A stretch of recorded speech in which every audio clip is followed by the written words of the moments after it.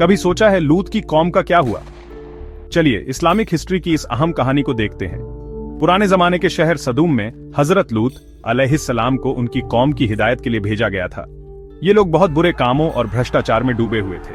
वो ऐसे काम करते थे जो अल्लाह की तालीम के खिलाफ थे, खासकर उनके समलैंगिक संबंध। हजरत लूत अलैहिस्सलाम ने उन्हें नेक रास्ते पर लाने की बहुत कोशिश की।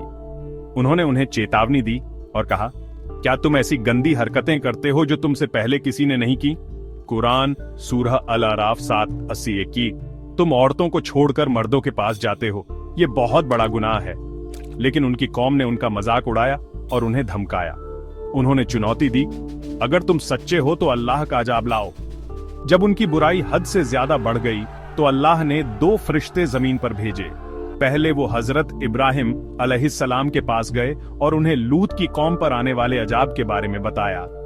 फिर ये फरिश्ते खूबसूरत नौजवानों का रूप धारण करके हजरत लूत अलैहिस्सलाम के पास गए। सदूम के बुरे लोग अपनी गंदी नीयत से लूत के घर की तरफ दौड़ पड़े।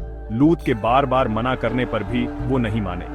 आखिरकार फरिश्तों ने लूत को अपनी असली पहचान बताई और उन्हें हुक्म दिया कि वो रात में अपने परिवार के साथ शहर छोड़ दें, क्योंकि अल्लाह का अजाब आने वाला था।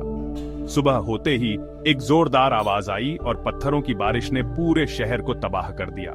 जैसा कि कुरान में बताया गया है, हमने उनके शहर को उलट दिया और उन पर पक्की मिट्टी के पत्थर बरसाए। सूरह हूद 11 पूरा शहर बर्बाद हो गया और जो लोग गुनाहों में डूबे थे वो सब मारे गए।